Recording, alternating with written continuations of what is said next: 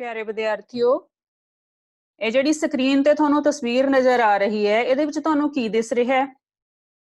ਸ਼ਾਬਾਸ਼, ਆ ਤੁਸੀਂ ਸਿਲਕ ਵਰਮਸ ਦੇਖ ਰਹੇ ਹੋ ਨਾ, ਰੇਸ਼ਮ ਦੇ ਕੀੜੇ। ਆ ਜਿਹੜਾ ਰੇਸ਼ਮ ਦਾ ਕੀੜਾ ਹੈ, ਆ ਵਾਲਾ, ਇਹ ਇੱਧਰ ਨੂੰ ਕਿਉਂ ਤੁਰਿਆ ਜਾਂਦਾ ਹੈ?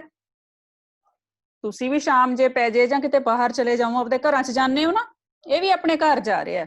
ਇਹਦਾ ਘਰ ਕਿਹੜਾ ਹੈ? ਆ ਦੇਖੋ, ਸ਼ਹਿਤੂਤ ਦਾ ਦਰਖਤ। ਜਿਹੜਾ ਰੇਸ਼ਮ ਦਾ ਕੀੜਾ ਹੈ ਉਹ ਕਿੱਥੇ ਰਹਿੰਦਾ ਹੈ? ਸ਼ਹਿਤੂਤ ਦੇ ਦਰਖਤ ਦੇ ਉੱਤੇ। ਆ ਤੁਸੀਂ ਸ਼ਹਿਤੂਤ ਇਦਾਂ ਦੇ ਦੇਖੇ ਹੋਣਗੇ, ਆ ਬੜੇ ਡਿੱਗੇ ਹੋਏ ਹੁੰਦੇ ਨੇ ਇਸ ਤਰ੍ਹਾਂ, ਇਹ ਚਿੱਟੇ ਰੰਗ ਵਿੱਚ ਵੀ ਹੁੰਦੇ ਨੇ, ਲਾਲ ਰੰਗ ਵਿੱਚ ਵੀ ਹੁੰਦੇ ਨੇ, ਹੈਨਾ। ਇਹ ਸ਼ਹਿਤੂਤ ਦਾ ਦਰਖਤ ਹੁੰਦਾ ਬੇਟਾ। ਇਹ ਸ਼ਹਿਤੂਤ ਦਾ ਕੀੜਾ ਇਸੇ ਲਈ ਸ਼ਹਿਤੂਤ ਵੱਲ ਨੂੰ ਜਾ ਰਿਹਾ ਕਿਉਂਕਿ ਇਹ ਇਹਦਾ ਘਰ ਹੈ, ਕਿਉਂਕਿ ਤੁਸੀਂ ਵੀ ਤਾਂ ਸ਼ਾਮ ਨੂੰ ਆਪਦੇ ਘਰ ਹੀ ਚਲੇ ਜਾਂਦੇ ਹੋ ਨਾ। ਤਾਂ ਇਹ ਰੇਸ਼ਮ ਦੇ ਕੀੜੇ ਨੇ ਬੇਟਾ। ਇਹ ਕੀ ਬਣਾਉਂਦੇ ਨੇ ਫਿਰ? ਰੇਸ਼ਮ। ਫਿਰ ਹੁਣ ਤੁਸੀਂ ਸਮਝ ਗਏ ਹੋਵੋਗੇ ਵੀ ਅੱਜ ਮੈਂ ਤੁਹਾਨੂੰ ਕੀ ਪੜਾਉਣ ਜਾ ਰਹੀ ਹਾਂ।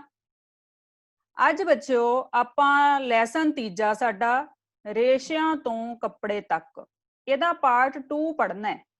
ਪਾਰਟ 1 ਦੇ ਵਿੱਚ ਆਪਾਂ ਪੜ੍ਹਿਆ ਸੀਗਾ ਜੰਤੂ ਰੇਸ਼ੇ ਦੋ ਤਰ੍ਹਾਂ ਦੇ ਨੇ। ਜੰਤੂ ਰੇਸ਼ੇ ਕਿੰਨੇ ਤਰ੍ਹਾਂ ਦੇ ਕਰੇ ਸੀ ਆਪਾਂ? ਦੋ ਤਰ੍ਹਾਂ ਦੇ, ਹੈਨਾ। ਇੱਕ ਸੀਗੇ ਜਿਹੜੇ ਸਾਨੂੰ ਜੰਤੂਆਂ ਤੋਂ ਮਿਲਦੇ ਨੇ, ਆਪਾਂ ਜੰਤੂਆਂ ਵਾਲੇ ਰੇਸ਼ੇ ਪੜ੍ਹ ਲਏ ਸੀ ਉਹਦੇ 'ਚ, ਹੈਨਾ, ਜੰਤੂਆਂ ਤੋਂ।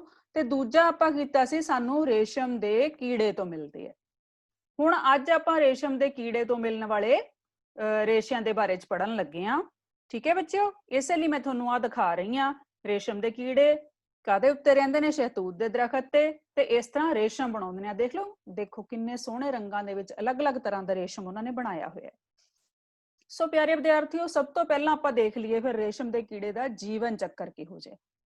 ਰੇਸ਼ਮ ਦਾ ਕੀੜਾ ਬੱਚਿਓ, ਮੈਂ ਤੁਹਾਨੂੰ ਪਿੱਛੇ ਦੱਸਿਆ, ਰੇਸ਼ਮ ਦਾ ਕੀੜਾ ਜਿਹੜਾ ਸ਼ਹਿਤੂਤ ਦੇ ਦਰਖਤ ਤੇ ਰਹਿੰਦਾ ਹੈ, ਸ਼ਹਿਤੂਤ ਦੇ ਪੱਤੇ ਖਾਂਦਾ ਹੈ ਤੇ ਸ਼ਹਿਤੂਤ ਦੇ ਪੱਤਿਆਂ ਉੱਪਰ ਹੀ ਇਸ ਤਰ੍ਹਾਂ ਆਂਡੇ ਦਿੰਦਾ ਹੈ।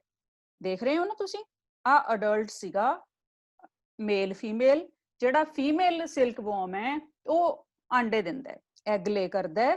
ਫਿਰ ਉਹਨਾਂ ਆਂਡਿਆਂ ਦੇ ਵਿੱਚੋਂ ਇਸ ਤਰ੍ਹਾਂ ਲਾਰਵਾ ਨਿਕਲ ਆਉਂਦਾ ਬੇਟਾ। ਇਹ ਲਾਰਵਾ ਫਾਰਮ ਦੇ ਵਿੱਚ ਸ਼ਹਿਤੂਤ ਦੇ ਪੱਤੇ ਖਾਂਦਾ ਹੈ ਦਿਨ ਰਾਤ, ਤੇ ਫਿਰ ਉਹ ਕੋਕੂਨ ਬਣ ਜਾਂਦਾ ਹੈ। ਕੋਕੂਨ ਹੈ ਜਿਹੜਾ ਉਹ ਆਪਣੇ ਆਲੇ ਦੁਆਲੇ ਰੇਸ਼ਮ ਲਪੇਟ ਲੈਂਦਾ ਹੈ। ਆ ਦੇਖ ਰਹੇ ਹੋ ਤੁਸੀਂ ਕਿੰਨਾ ਇਹਨੇ ਆਪਣੇ ਆਲੇ ਦੁਆਲੇ ਜਿਹੜਾ ਫਾਈਬਰ ਹੈ ਲਪੇਟਿਆ ਹੋਇਆ। ਫਿਰ ਇਹ ਕੋਕੂਨ ਫਾਰਮ ਤੋਂ ਅਸੀਂ ਇਹਦੇ ਕੋਲੋਂ ਰੇਸ਼ਮ ਲੈ ਲੈਂਦੇ ਹਾਂ। ਇਹ ਰੇਸ਼ਮ ਦੇ ਕੀੜੇ ਦਾ ਪੂਰਾ ਜੀਵਨ ਚੱਕਰ ਸੀ। ਇਹਦੇ ਤੇ ਤੁਹਾਨੂੰ ਕੁਐਸਚਨ ਵੀ ਆਉਂਦਾ ਹੁੰਦਾ ਵੀ ਰੇਸ਼ਮ ਦੇ ਕੀੜੇ ਦਾ ਜੀਵਨ ਚੱਕਰ ਵਿਸਥਾਰ ਨਾਲ ਸਮਝਾਓ। ਤਾਂ ਤੁਸੀਂ ਆਹ ਡਾਇਗਰਾਮ ਏਦਾਂ ਬਣਾਉਣਾ ਹੋਊਗਾ ਤੇ ਤੁਸੀਂ ਇਸ ਨੂੰ ਯਾਦ ਕਰ ਲੈਣਾ, ਆਪਣੀਆਂ ਕਾਪੀਆਂ ਵਿੱਚ ਵੀ ਲਿਖ ਲੈਣਾ। ਪਿਆਰੇ ਬੱਚੇ, ਹੁਣ ਆਪਾਂ ਦੇਖਣਾ ਹੈ ਵੀ ਕੋਕੂਨ ਫਾਰਮੇਸ਼ਨ ਹੁੰਦੀ ਕਿਵੇਂ ਹੈ, ਕੋਕੂਨ ਤੋਂ ਜਾਣੀ ਰੇਸ਼ਮ ਬਣਦਾ ਕਿਵੇਂ ਹੈ। ਬੱਚੇ ਆਪਾਂ ਪਿੱਛੇ ਕੀਤਾ ਹੈ ਵੀ ਜਿਹੜਾ ਮਾਦਾ ਰੇਸ਼ਮ ਦਾ ਕੀੜਾ ਹੈ ਉਹ ਸ਼ਹਿਤੂਤ ਦੇ ਪੱਤਿਆਂ ਦੇ ਉੱਪਰ ਇਸ ਤਰ੍ਹਾਂ ਆਂਡੇ ਦਿੰਦਾ। ਦੇਖ ਰਹੇ ਹੋ, ਆ ਮਾਦਾ ਹੈਗਾ ਸਿਲਕ ਵਰਮ ਤੇ ਆ ਇਹਨੇ ਐਗ ਲੇ ਕੀਤੇ ਹੋਏ ਨੇ। ਜਿਹੜੇ ਅੰਡੇ ਦੇ ਦਿੰਦੀ ਹੈ ਇਹ ਮਾਦਾ ਸਿਲਕ ਵਰਮ, ਇਹਨਾਂ ਅੰਡਿਆਂ ਨੂੰ ਫਿਰ ਜਿਹੜੇ ਕੀਟ ਪਾਲਕ ਹੁੰਦੇ ਨੇ, ਜਾਣੀ ਕਿ ਜਿਹੜੇ ਰੇਸ਼ਮ ਦੇ ਕੀੜਿਆਂ ਨੂੰ ਪਾਲਦੇ ਨੇ, ਉਹ ਇਸ ਤਰ੍ਹਾਂ ਇਹਨਾਂ ਦੇ ਆਂਡਿਆਂ ਨੂੰ ਇਕੱਠੇ ਕਰ ਲੈਂਦੇ ਨੇ। ਬੇਟੇ ਜਿਹੜਾ ਰੇਸ਼ਮ ਕੀਟ ਪਾਲਣ ਹੈ ਉਹਨੂੰ ਸੈਰੀਕਲਚਰ ਵੀ ਕਹਿੰਦੇ ਨੇ। ਜਿਹੜਾ ਰੇਸ਼ਮ ਕੀਟ ਪਾਲਣ ਤੋਂ ਕੀ ਭਾਵ ਹੈ? ਰੇਸ਼ਮ ਕੀਟ ਪਾਲਣ ਤੋਂ ਕੀ ਭਾਵ ਹੈ? ਰੇਸ਼ਮ ਦੇ ਕੀੜੇ ਪਾਲਣਾ। ਰੇਸ਼ਮ ਦੇ ਕੀੜੇ ਪਾਲਣਾ, ਇਹਨੂੰ ਅੰਗਰੇਜ਼ੀ ਵਿੱਚ ਅਸੀਂ ਕਹਿੰਦੇ ਆ ਸੈਰੀਕਲਚਰ। ਕੀ ਕਹਿੰਦੇ ਆ ਇਹਨੂੰ ਅਸੀਂ? ਸੈਰੀਕਲਚਰ।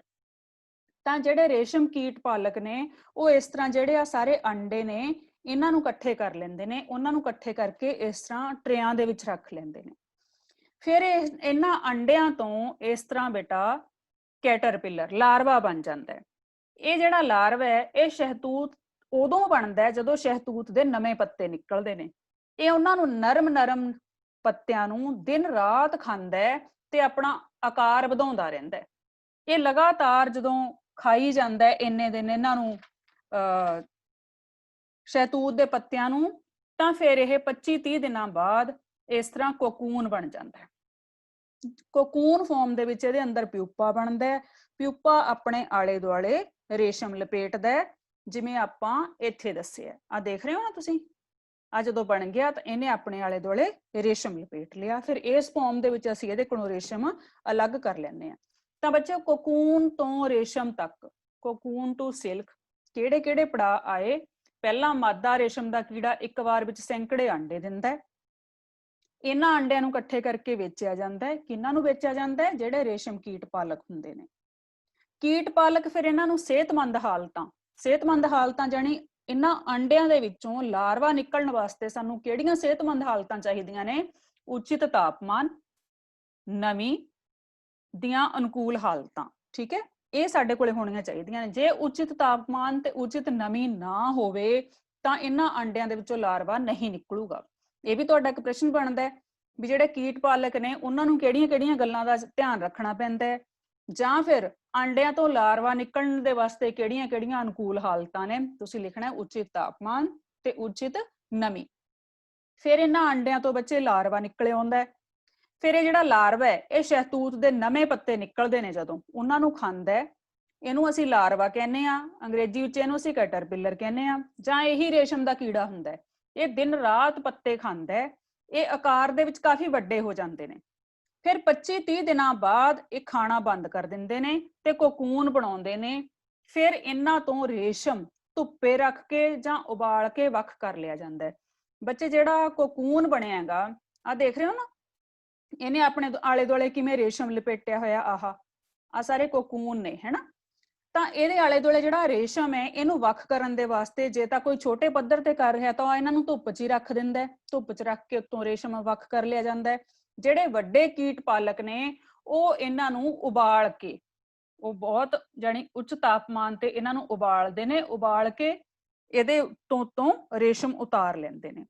ਸੋ ਪਿਆਰੇ ਵਿਦਿਆਰਥੀਓ, ਇਹ ਹੋ ਗਿਆ ਕੋਕੂਨ ਤੋਂ ਰੇਸ਼ਮ ਤੱਕ ਦਾ ਸਫ਼ਰ ਕੀ ਹੈਗਾ, ਵੀ ਕਿਵੇਂ ਸਾਨੂੰ ਕੋਕੂਨ ਤੋਂ ਰੇਸ਼ਮ ਮਿਲਦਾ ਹੈ। ਹੁਣ ਬੱਚੋ ਜਿਹੜਾ ਰੇਸ਼ਮ ਅਸੀਂ ਦੇਖਦੇ ਹਾਂ ਉਹ ਇੱਕੋ ਤਰ੍ਹਾਂ ਦਾ ਨਹੀਂ ਹੈਗਾ। ਰੇਸ਼ਮ ਕਈ ਤਰ੍ਹਾਂ ਦਾ ਹੈ, ਜਿਵੇਂ ਮੂਗਾ, ਟਸਰ, ਕੋਸਾ। ਇਹ ਸਿਲਕ ਦੀਆਂ ਕਿਸਮਾਂ ਨੇ। ਇਹ ਵੀ ਤੁਹਾਨੂੰ ਪ੍ਰਸ਼ਨ ਆ ਸਕਦਾ ਹੈ ਵੀ ਸਿਲਕ ਕਿਹੜੀ ਕਿਹੜੀ ਕਿਸਮ ਦਾ ਹੈ? ਮੂਗਾ, ਟਸਰ, ਕੋਸਾ। ਇਹ ਅਲੱਗ-ਅਲੱਗ ਤਰ੍ਹਾਂ ਦੇ ਰੇਸ਼ਮ ਦੇ ਕੀੜੇ ਨੇ। ਆਹ ਮੂਗਾ ਸਿਲਕ ਬਣਾਉਣ ਵਾਲਾ ਹੈ, ਆਹ ਸਾਡੇ ਕੋਲੇ ਟਸਰ ਸਿਲਕ ਬਣਾਉਣ ਵਾਲਾ ਹੈ। ਪਰ ਸਭ ਤੋਂ ਆਮ ਜਿਹੜਾ ਮਿਲਣ ਵਾਲਾ ਰੇਸ਼ਮ ਦਾ ਕੀੜਾ ਹੈ ਉਹ ਸ਼ਹਿਤੂਤ ਦੇ ਉੱਪਰ ਹੀ ਮਿਲਦਾ ਹੈ। ਇਹ ਸਭ ਤੋਂ ਆਮ ਜਿਹੜਾ ਰੇਸ਼ਮ ਹੈ ਉਹ ਇਸ ਤੋਂ ਮਿਲਦਾ ਹੈ। ਉਹ ਸ਼ਹਿਤੂਤ ਦੇ ਦਰਖਤ ਦੇ ਉੱਤੇ ਰਹਿੰਦਾ ਹੈ।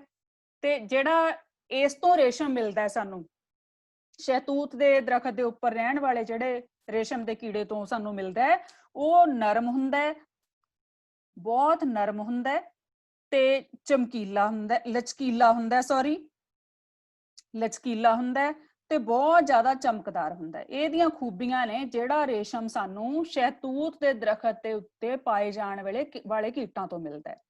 ਵੈਸੇ ਰੇਸ਼ਮ ਦੀਆਂ ਹੋਰ ਵੀ ਕਿਸਮਾਂ ਆ, ਜਿਵੇਂ ਮੈਂ ਤੁਹਾਨੂੰ ਦੱਸਤੀਆਂ, ਹਨਾ। ਇਹ ਵੀ ਤੁਹਾਨੂੰ ਪ੍ਰਸ਼ਨ ਆ ਸਕਦਾ ਹੈ ਵੀ ਕਿਹੜੀਆਂ-ਕਿਹੜੀਆਂ ਕਿਸਮਾਂ ਦਾ ਜਿਹੜਾ ਸਿਲਕ ਹੈ। ਇਸੇ ਤਰ੍ਹਾਂ ਇਹ ਜਿਹੜੇ ਕੀੜੇ ਨੇ ਇਹ ਅਲੱਗ-ਅਲੱਗ ਦਰਖਤਾਂ ਤੇ ਰਹਿੰਦੇ ਨੇ। ਜਿਵੇਂ ਜਿਹੜਾ ਟਸਰ ਸਿਲਕ ਵਾਲਾ ਹੈ ਇਹ ਅਰਜਨ ਦੇ ਦਰਖਤ ਤੇ ਰਹਿੰਦਾ ਹੈ। ਆ ਮੂਗਾ ਸਿਲਕ ਵਾਲਾ ਹੈ ਇਹ ਕੋਈ ਜੰਗਲੀ ਜਿਹੜਾ ਦਰਖਤ ਹੈ ਉਹਨਾਂ ਦੇ ਉੱਤੇ ਰਹਿੰਦੇ ਨੇ। ਇਸ ਤਰ੍ਹਾਂ ਅਲੱਗ-ਅਲੱਗ ਦਰਖਤਾਂ ਦੇ ਇਹ ਪੱਤੇ ਖਾਂਦੇ ਨੇ। ਤਾਂ ਹੁਣ ਜਿਹੜਾ ਰੇਸ਼ਮ ਇਹਦੇ ਕੋਲੋਂ ਅਸੀਂ ਉਬਾਲ ਕੇ ਵੱਖ ਕਰ ਲਿਆ, ਉਹਦੇ ਤੋਂ ਅਸੀਂ ਕਿਸ ਤਰ੍ਹਾਂ ਪ੍ਰੋਸੈਸ ਕਰਕੇ ਫਾਈਬਰ ਲੈਣਾ ਹੈ, ਜਾਨੀ ਰੇਸ਼ਮ ਦੀ ਸੁਧਾਈ ਕਿਵੇਂ ਕਰਨੀ ਹੈ। ਬੱਚਿਓ ਆ ਦੇਖ ਰਹੇ ਹੋ ਨਾ ਤੁਸੀਂ ਕਿੰਨੇ ਸੋਹਣੇ ਰੇਸ਼ਮ ਦੇ ਰੇਸ਼ੇ ਸਾਨੂੰ ਪ੍ਰਾਪਤ ਹੋਏ ਨੇ। ਆਪਾਂ ਪਿਛਲੇ ਉਸ ਤੇ ਕੀਤਾ ਹੈ ਵੀ ਕੋਕੂਨ ਨੂੰ ਧੁੱਪ ਦੇ ਵਿੱਚ ਰੱਖ ਕੇ ਉਬਾਲ ਕੇ ਰੇਸ਼ੇ ਵੱਖ ਕਰ ਲਏ ਜਾਂਦੇ ਨੇ। ਰੇਸ਼ੇ ਅਸੀਂ ਵੱਖਰੇ ਕਰ ਲਏ। ਇਹ ਕੋਕੂਨ ਤੋਂ ਰੇਸ਼ੇ ਕੱਢਣ ਦੀ ਜਿਹੜੀ ਵਿਧੀ ਹੈ ਇਹਨੂੰ ਰੀਲਿੰਗ ਕਹਿੰਦੇ ਨੇ। ਕੀ ਕਹਿੰਦੇ ਨੇ ਬੇਟਾ? ਇਹਨੂੰ ਰੀਲਿੰਗ। ਪੰਜਾਬੀ ਚ ਵੀ ਇਹਨੂੰ ਰੀਲਿੰਗ ਹੀ ਕਹਿੰਦੇ ਨੇ। ਆ ਦੇਖ ਰਹੇ ਹੋ ਇੱਧਰ, ਜਾਨੀ ਕਿ ਰੀਲਾਂ ਬਣਾਉਣੀਆਂ, ਹੈਨਾ। ਸਾਡੇ ਕੋਲੇ ਰੇਸ਼ਮ ਦੀਆਂ ਇਸ ਤਰ੍ਹਾਂ ਕਿੰਨੇ ਸੋਹਣੇ ਰੇਸ਼ਮੀ ਧਾਗੇ ਹੁੰਦੇ ਨੇ ਜਿਹਦੀਆਂ ਅਸੀਂ ਰੀਲਾਂ ਮਾਰਕੀਟ ਵਿੱਚੋਂ ਦੇਖਦੇ ਹਾਂ, ਹਨਾ। ਰੀਲਿੰਗ ਹੈ ਜਿਹੜੀ ਉਹ ਵਿਸ਼ੇਸ਼ ਮਸ਼ੀਨਾਂ ਦੇ ਦੁਆਰਾ ਕੀਤੀ ਜਾਂਦੀ ਹੈ। ਜਦੋਂ ਰੀਲਿੰਗ ਹੋ ਜਾਂਦੀ ਹੈ ਫਿਰ ਉਸ ਤੋਂ ਬਾਅਦ ਰੇਸ਼ਮ ਦੀ ਕਤਾਈ ਕੀਤੀ ਜਾਂਦੀ ਹੈ। ਫਿਰ ਰੇਸ਼ਮ ਦੇ ਧਾਗੇ ਤੋਂ ਕੱਪੜੇ ਬੁਣੇ ਜਾਂਦੇ ਨੇ। ਇਹ ਦੇਖੋ ਕਿੰਨਾ ਲੰਮਾ ਚੌੜਾ ਪ੍ਰੋਸੈਸ ਹੈ ਜਿਹਦੇ ਰਾਹੀਂ ਸਾਡੇ ਕੋਲੇ ਰੇਸ਼ਮ ਦੇ ਕੱਪੜੇ ਸਾਡੇ ਤੱਕ ਪਹੁੰਚਦੇ ਨੇ। ਤਾਂ ਹੀ ਰੇਸ਼ਮ ਦੇ ਕੱਪੜੇ ਇੰਨੇ ਮਹਿੰਗੇ ਹੁੰਦੇ ਨੇ। ਤਾਂ ਪਿਆਰੇ ਵਿਦਿਆਰਥੀਓ, ਹੁਣ ਤੁਸੀਂ ਪੜ੍ਹਿਆ ਇਹਦੇ ਬਾਰੇ ਚ, ਤਾਂ ਆਪਾਂ ਕੁਝ ਹੁਣ ਪ੍ਰਸ਼ਨ ਕਰਦੇ ਹਾਂ ਦੁਹਰਾਈ ਦੇ। ਰੇਸ਼ਮ ਕੀਟ ਪਾਲਣ ਤੋਂ ਕੀ ਭਾਵ ਹੈ? ਜਾਨੀ ਵਾਟ ਇਜ਼ ਸੈਰੀਕਲਚਰ, ਹੈਨਾ। ਰੇਸ਼ਮ ਕੀਟ ਪਾਲਣ ਨੂੰ, ਰੇਸ਼ਮ ਦੇ ਕੀੜੇ ਪਾਲਣ ਨੂੰ ਕੀ ਕਹਿੰਦੇ ਨੇ? ਰੇਸ਼ਮ ਕੀਟ ਪਾਲਣ ਜਾਂ ਸੈਰੀਕਲਚਰ, ਹੈਨਾ। ਕੋਕੂਨ ਤੋਂ ਰੇਸ਼ਮ ਪ੍ਰਾਪਤ ਕਰਨ ਤੱਕ ਕਿਹੜੇ-ਕਿਹੜੇ ਪੜਾਅ ਹਨ? ਆਪਾਂ ਦੱਸਣਾ ਵੀ ਕੋਕੂਨ ਤੋਂ ਜਦੋਂ ਅਸੀਂ ਰੇਸ਼ਮ ਲਿਆ ਤਾਂ ਸਾਨੂੰ ਕਿਹੜੇ-ਕਿਹੜੇ ਪੜਾਅ ਵਿੱਚੋਂ ਨਿਕਲਣਾ ਪਿਆ। ਆ ਦੇਖੋ ਬੇਟਾ, ਮੈਂ ਤੁਹਾਨੂੰ ਕਰਵਾਇਆ ਸੀਗਾ ਇਹਦੇ ਵਿੱਚ ਕਿਹੜੇ-ਕਿਹੜੇ ਪੜਾਵਾਂ ਵਿੱਚੋਂ ਨਿਕਲਣਾ ਪਿਆ? ਜਾਣੀ ਅੰਡਿਆਂ ਨੂੰ ਇਕੱਠੇ ਕੀਤਾ ਗਿਆ ਪਹਿਲਾਂ, ਜਿਹੜਾ ਮਾਦਾ ਰੇਸ਼ਮ ਦੇ ਕੀੜੇ ਨੇ ਅੰਡੇ ਦਿੱਤੇ, ਉਹਨਾਂ ਅੰਡਿਆਂ ਨੂੰ ਇਕੱਠੇ ਕੀਤਾ ਗਿਆ। ਫਿਰ ਇਹਨਾਂ ਨੂੰ ਉਚਿਤ ਹਾਲਤਾਂ ਜਾਣੀ ਉਚਿਤ ਤਾਪਮਾਨ ਤੇ ਉਚਿਤ ਨਮੀ ਦੇ ਵਿੱਚ ਰੱਖਿਆ ਗਿਆ। ਫਿਰ ਅੰਡਿਆਂ ਤੋਂ ਲਾਰਵਾ ਪ੍ਰਾਪਤ ਕੀਤਾ ਗਿਆ। ਫਿਰ ਲਾਰਵਾ ਜਿਹੜਾ ਇਹਨੇ ਸ਼ਹਿਤੂਤ ਦੇ ਪੱਤੇ ਖਾਧੇ। 25-30 ਦਿਨਾਂ ਬਾਅਦ ਜਦੋਂ ਇਹਨੇ ਖਾਣਾ ਬੰਦ ਕਰਤਾ, ਕੋਕੂਨ ਬਣਾਤਾ, ਫਿਰ ਇਹਨਾਂ ਤੋਂ ਉਬਾਲ ਕੇ ਜਾਂ ਧੁੱਪੇ ਰੱਖ ਕੇ ਅਸੀਂ ਰੇਸ਼ਮ ਪ੍ਰਾਪਤ ਕਰ ਲਿਆ। ਅਗਲਾ ਸਾਡਾ ਪ੍ਰਸ਼ਨ ਹੈ, ਰੇਸ਼ਮ ਦਾ ਕੀੜਾ ਕੀ ਖਾਂਦਾ ਹੈ? ਸ਼ਹਿਤੂਤ ਦੇ ਪੱਤੇ। ਅਗਲਾ ਪ੍ਰਸ਼ਨ ਹੈ ਸਾਡਾ, ਰੀਲਿੰਗ ਤੋਂ ਕੀ ਭਾਵ ਹੈ? ਰੀਲਿੰਗ ਇਸ ਤਰ੍ਹਾਂ ਲਿਖਿਆ ਜਾਣਾ ਹੈ। ਰੀਲਿੰਗ ਤੋਂ ਕੀ ਭਾਵ ਹੈ? ਜਾਣੀ ਕਿ ਰੇਸ਼ਮ ਦੇ ਧਾਗੇ ਦੀਆਂ ਰੀਲਾਂ ਬਣਾਉਣੀਆਂ। ਆ ਦੇਖੋ ਬੇਟਾ, ਰੇਸ਼ਮ ਦੇ ਧਾਗੇ ਨੂੰ ਰੀਲਾਂ ਦੇ ਉੱਤੇ ਲਪੇਟਿਆ ਗਿਆ ਨਾ, ਰੇਸ਼ਮ ਦੇ ਇਹ ਮਸ਼ੀਨਾਂ ਦੇ ਦੁਆਰਾ ਕੀਤੀ ਜਾਂਦੀ ਹੈ। ਅਗਲਾ ਪ੍ਰਸ਼ਨ ਹੈ ਸਾਡਾ, ਰੇਸ਼ਮ ਦੇ ਰੇਸ਼ੇ ਵੀ ਡੈਸ਼ ਰੇਸ਼ੇ ਹਨ। Silk fibre is also animal fibre. ਰੇਸ਼ਮ ਦੇ ਰੇਸ਼ੇ ਵੀ ਜੰਤੂ ਫਾਈਬਰ ਹਨ, ਹੈ ਨਾ, ਜੰਤੂ, ਇੱਥੇ ਆਪਾਂ ਭਰ ਦਿੱਤਾ ਐਨੀਮਲ। ਸੋ ਪਿਆਰੇ ਵਿਦਿਆਰਥੀਓ, ਇਹ ਦੁਹਰਾਈ ਹੋਗੀ, ਇੱਕ ਵਾਰੀ ਤੁਸੀਂ ਦੁਬਾਰਾ ਦੇਖ ਸਕਦੇ ਹੋ ਕਿ ਆਪਾਂ ਕੀ ਕੀਤਾ ਕਿ ਰੇਸ਼ਮ ਦਾ ਕੀੜਾ ਜਿਹੜਾ ਉਹ ਸ਼ਹਿਤੂਤ ਦੇ ਦਰਖਤ ਦੇ ਉੱਪਰ ਰਹਿੰਦਾ ਹੈ, ਸ਼ਹਿਤੂਤ ਦੇ ਹੀ ਪੱਤੇ ਖਾਂਦਾ ਹੈ, ਫਿਰ ਇਹਦੇ ਤੋਂ ਪ੍ਰਾਪਤ ਫਾਈਬਰ ਤੋਂ ਅਸੀਂ ਇਸ ਤਰ੍ਹਾਂ ਸੋਹਣੇ ਸੋਹਣੇ ਸਿਲਕ ਦੇ ਕੱਪੜੇ ਤਿਆਰ ਕਰਦੇ ਹਾਂ। ਫਿਰ ਪਿਆਰੇ ਬੱਚਿਓ, ਆਪਾਂ ਰੇਸ਼ਮ ਦੇ ਕੀੜੇ ਦਾ ਜੀਵਨ ਚੱਕਰ ਕੀਤਾ, ਜਿਹੜਾ ਮੈਂ ਤੁਹਾਨੂੰ ਦੱਸਿਆ ਵੀ ਇਹਦੇ ਤੇ ਕੋਈ ਪ੍ਰਸ਼ਨ ਵੀ ਆ ਸਕਦਾ ਹੁੰਦਾ ਹੈ। ਇਸ ਤੋਂ ਅੱਗੇ ਮੈਂ ਤੁਹਾਨੂੰ ਕਰਾਇਆ ਵੀ ਕੋਕੂਨ ਤੋਂ ਰੇਸ਼ਮ ਕਿਵੇਂ ਬਣਦਾ ਹੈ। ਠੀਕ ਹੈ, ਜਿਹੜੀ ਮਾਦਾ ਰੇਸ਼ਮ ਦਾ ਕੀੜਾ ਉਹ ਆਂਡੇ ਦਿੰਦਾ ਹੈ, ਆਂਡਿਆਂ ਨੂੰ ਇਕੱਠੇ ਕਰਕੇ ਰੱਖ ਲੈਂਦੇ ਨੇ ਜਿਹੜੇ ਰੇਸ਼ਮ ਕੀਟ ਪਾਲਕ ਹੁੰਦੇ ਨੇ। ਫਿਰ ਉਸ ਤੋਂ ਕੈਟਰਪਿਲਰ ਜਾਣੀ ਲਾਰਵਾ ਬਣ ਜਾਂਦਾ, ਜਿਹੜਾ ਦਿਨ ਰਾਤ ਪੱਤਿਆਂ ਨੂੰ ਖਾਂਦਾ ਹੈ। ਫਿਰ ਉਸ ਤੋਂ ਕੋਕੂਨ ਬਣ ਜਾਂਦਾ ਹੈ। ਫਿਰ ਬੇਟਾ ਆਪਾਂ ਆ ਤੁਹਾਨੂੰ ਸਟੈਪ ਸਾਰੇ ਲਿਖ ਕੇ ਵੀ ਮੈਂ ਦਿੱਤੇ ਨੇ। ਉਸ ਤੋਂ ਬਾਅਦ ਅਸੀਂ ਸਿਲਕ ਦੀਆਂ ਕਿਸਮਾਂ ਕੀਤੀਆਂ ਸੀ ਵੀ ਕਿਹੜੀ ਕਿਹੜੀ ਕਿਸਮ ਦਾ ਸਿਲਕ ਹੈ ਸਾਡੇ ਕੋਲੇ, ਮੋਗਾ, ਟਸਰ, ਕੋਸਾ। ਫਿਰ ਆਪਾਂ ਇਹ ਕੀਤਾ ਵੀ ਹੁਣ ਰੇਸ਼ਮ ਦੀ ਅਸੀਂ ਸੁਧਾਈ ਕਿਵੇਂ ਕਰਨੀ ਆ, ਇੰਨੇ ਸੋਹਣੇ ਧਾਗੇ ਸਾਡੇ ਕੋਲੇ ਪ੍ਰਾਪਤ ਹੋਏ, ਕਿੱਦਾਂ ਆਏ? ਅਸੀਂ ਕੋਕੂਨ ਨੂੰ ਧੁੱਪੇ ਰੱਖ ਕੇ ਜਾਂ ਉਬਾਲ ਕੇ ਰੇਸ਼ੇ ਪ੍ਰਾਪਤ ਕੀਤੇ। ਫਿਰ ਅਸੀਂ ਇਹਨਾਂ ਤੋਂ ਰੀਲਾਂ ਬਣਾਈਆਂ, ਜਿਹਨੂੰ ਅਸੀਂ ਰੀਲਿੰਗ ਕਹਿੰਦੇ ਆ। ਰੀਲਿੰਗ ਸਪੈਸ਼ਲ ਮਸ਼ੀਨਾਂ ਦੁਆਰਾ ਕੀਤੀ ਜਾਂਦੀ ਹੈ। ਫਿਰ ਅਸੀਂ ਰੇਸ਼ੇ ਦੀ ਕਤਾਈ ਕਰਕੇ ਉਸ ਧਾਗੇ ਤੋਂ ਕੱਪੜੇ ਬੁਣੇ। ਤਾਂ ਪਿਆਰੇ ਵਿਦਿਆਰਥੀਓ, ਮੈਨੂੰ ਉਮੀਦ ਹੈ ਵੀ ਤੁਹਾਨੂੰ ਸਮਝ ਆਇਆ ਹੋਊਗਾ ਲੈਸਨ ਸਾਰਿਆਂ ਨੂੰ। ਇਹ ਸਾਰੇ ਪ੍ਰਸ਼ਨ ਉੱਤਰ ਜੋ ਮੈਂ ਵਿੱਚ ਵੀ ਬੋਲੇ ਸੀ ਤੇ ਆ ਦੁਹਰਾਈ ਦੇ ਜਿਹੜੇ ਪ੍ਰਸ਼ਨ ਨੇ, ਇਹ ਸਾਰੇ ਆਪਣੀਆਂ ਪੱਕੀਆਂ ਕਾਪੀਆਂ ਦੇ ਵਿੱਚ ਨੋਟ ਕਰ ਲੈਣੇ ਨੇ ਬੱਚਿਓ। Thank you and have a nice day.